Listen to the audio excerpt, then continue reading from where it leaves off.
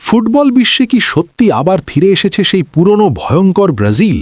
অনেকেই তো বলছিলেন ব্রাজিল আর আগের মতো নেই, তাদের জাদুকরী ফুটবল যেন হারিয়ে গেছে সময়ের স্রোতে। কিন্তু ক্রোয়েশিয়ার বিপক্ষে সাম্প্রতিক এই ম্যাচে যা দেখা গেল তা যেন সব প্রশ্নের একটাই জবাব: ব্রাজিল কখনো হারিয়ে যায় না, তারা শুধু সঠিক সময়ের অপেক্ষা করে। আর সেই অপেক্ষার অবসান ঘটিয়ে সেলেসাওরা দেখিয়ে দিল তাদের পুরনো আধিপত্যের এক ঝলক।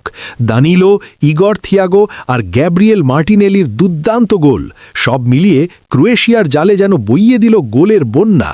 কিভাবে এই অবিশ্বাস্য প্রত্যাবর্তন ঘটালো ব্রাজিল? চলুন পুরো ঘটনাটা একটু বিস্তারিতভাবে জানা যাক। বিশ্বকাপকে সামনে রেখে প্রস্তুতির অংশ হিসেবে আয়োজিত এই প্রীতি ম্যাচটি শুরু থেকেই ছিল দারুণ উত্তেজনাপূর্ণ। মাঠে নামার পর থেকেই দুই দলই আক্রমণাত্মক ফুটবল খেলতে শুরু করে। একদিকে ইউরোপের শক্তিশালী দল ক্রোয়েশিয়া, অন্যদিকে ফুটবল ইতিহাসের অন্যতম সফল দল ব্রাজিল। তাই শুরু থেকেই মাঠে দেখা যায় আক্রমণ আর পাল্টা আক্রমণের লড়াই। ক্রোয়েশিয়াও চেষ্টা করছিল ম্যাচের নিয়ন্ত্রণ নিজেদের হাতে নিতে, কিন্তু ব্রাজিলের ফুটবলারদের গতি, স্কিল আর আক্রমণাত্মক মানসিকতা যেন তাদের একটু বেশি বিপজ্জনক করে তুলেছিল। প্রথমার্ধের বেশিরভাগ সময়ই দুই দলই সুযোগ তৈরি করলেও গোলের দেখা পাচ্ছিল না। তবে ম্যাচের দ্বিতীয়ার্ধ শুরু হতেই যেন বদলে যায় খেলার ছন্দ।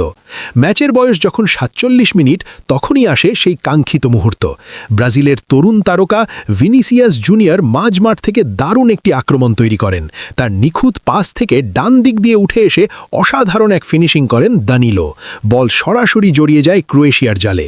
সেই গোলের মাধ্যমে ১-০ ব্যবধানে এগিয়ে যায় ব্রাজিল এবং ম্যাচের নিয়ন্ত্রণ অনেকটাই নিজেদের হাতে নিয়ে নেয় তারা। গোল খাওয়ার পর অবশ্য ক্রোয়েশিয়াও হাল ছাড়েনি। তারা বারবার আক্রমণ সাজাতে থাকে এবং ব্রাজিলের রক্ষণভাগকে ব্যস্ত রাখে। দ্বিতীয়ার্ধের মাঝামাঝি সময়টা বেশ উত্তেজনাপূর্ণ হয়ে ওঠে। দুই দলই সুযোগ তৈরি করতে থাকে আর দর্শকরা অপেক্ষা করতে থাকে পরবর্তী গোলের জন্য। শেষ পর্যন্ত ম্যাচের বয়স যখন ৮৪ মিনিট, তখন ক্রোয়েশিয়ার আক্রমণ থেকে আসে সমতা ফেরানোর গোল।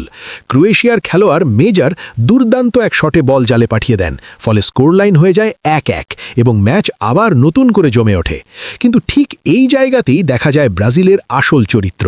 ম্যাচের চাপের মুহূর্তেও তারা ভেঙে পড়েনি, বরং আরও আক্রমণাত্মক হয়ে ওঠে। ম্যাচের বয়স যখন ৮৮ মিনিট, তখন ব্রাজিলের এক খেলোয়াড়কে ডি বক্সের ভেতরে অবৈধভাবে বাধা দেয় ক্রোয়েশিয়ার এক ডিফেন্ডার। সঙ্গে সঙ্গে রেফারি পেনাল্টির বাঁশি বাজান। পুরো স্টেডিয়াম তখন নিঃশ্বাস আটকে অপেক্ষা করছে, এই পেনাল্টি কি গোল হবে? ব্রাজিলের হয়ে পেনাল্টি নিতে এগিয়ে আসেন ইগর থিয়াগো। ঠান্ডা মাথায় নিখুঁত শটে বল জালে পাঠিয়ে দেন তিনি, ফলে ২-১ ব্যবধানে আবারও এগিয়ে যায় ব্রাজিল। এখানেই কিন্তু শেষ নয়। ম্যাচের শেষ মুহূর্তেও ব্রাজিল দেখিয়েছে তাদের আক্রমণাত্মক মানসিকতা। ম্যাচের বয়স যখন ৯২ মিনিট, তখন মাঝমাঠ থেকে বল নিয়ে দারুণ এক দৌড় শুরু করেন গ্যাব্রিয়েল মার্টিনেলি। কয়েকজন ডিফেন্ডারকে কাটিয়ে তিনি এমন এক শট নেন যা সরাসরি জালে গিয়ে লাগে। গোলকিপারের কিছুই করার ছিল না। সেই গোলের মাধ্যমে ম্যাচের ফলাফল প্রায় নিশ্চিত হয়ে যায়। শেষ পর্যন্ত ৩-১ গোলের দুর্দান্ত ব্যবধানে ক্রোয়েশিয়াকে হারিয়ে দেয় ব্রাজিল। এই ম্যাচে ব্রাজিলের খেলায় যে বিষয়টি সবচেয়ে বেশি চোখে পড়েছে তা হলো তাদের আক্রমণাত্মক মনোভাব এবং আত্মবিশ্বাস। অনেক দিন ধরেই সমালোচনার মুখে ছিল ব্রাজিলের ফুটবল। কেউ কেউ বলছিলেন তাদের ঐতিহ্যবাহী সাম্বা ফুটবল যেন হারিয়ে গেছে। কিন্তু এই ম্যাচে সেলেসাওরা দেখিয়ে দিল যে তারা এখনও সেই আগের মতোই ভয়ঙ্কর হতে পারে। দ্রুত আক্রমণ, চমৎকার পাসিং আর নিখুঁত ফিনিশিং, সব কিছু মিলিয়ে যেন আবার দেখা গেল সেই পুরনো ব্রাজিলের ছায়া। বিশ্বকাপের আগে এমন একটি জয় নিঃসন্দেহে ব্রাজিল দলের আত্মবিশ্বাস অনেক বাড়িয়ে দেবে। তরুণ খেলোয়াড়দের পারফরমেন্সও ছিল দারুণ আশাজনক।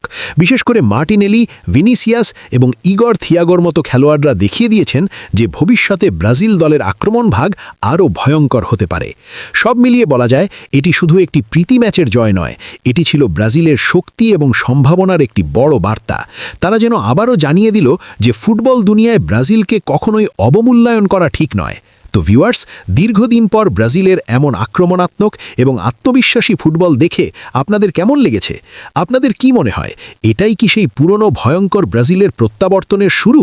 অবশ্যই আপনাদের মূল্যবান মতামত কমেন্টে জানাতে ভুলবেন না।